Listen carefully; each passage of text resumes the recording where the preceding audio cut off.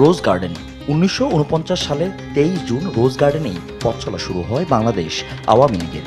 প্রত্নতত্ত্ব বিভাগ কর্তৃক ১৯৮৯ সালে বাংলাদেশ সরকার রোজ গার্ডেনকে সংরক্ষিত ভবন হিসেবে ঘোষণা করলেও পতিত আওয়ামী লীগ সরকারের প্রধান শেখ হাসিনার ব্যক্তিগত অভিপ্রায় পূরণে ২০১৮ সালে রাষ্ট্রীয় কোষাগার থেকে প্রায় ৩৩২ কোটি টাকা দিয়ে ভবনটি কিনে নেয় দলটি।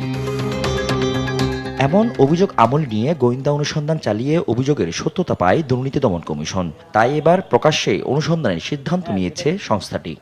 গৃহায়ন ও গণপূর্ত মন্ত্রণালয়ের অসাধু কর্মকর্তাদের যোগসাজশে রোজ গার্ডেন নামক বাড়িটি ক্রয়ে রাষ্ট্রের ৩৩২ কোটি টাকা ক্ষতি সাধনের অভিযোগে দুর্নীতি দমন কমিশন এই অভিযোগের প্রেক্ষিতে দুর্নীতি দমন কমিশন অনুসন্ধান শুরু করেছে।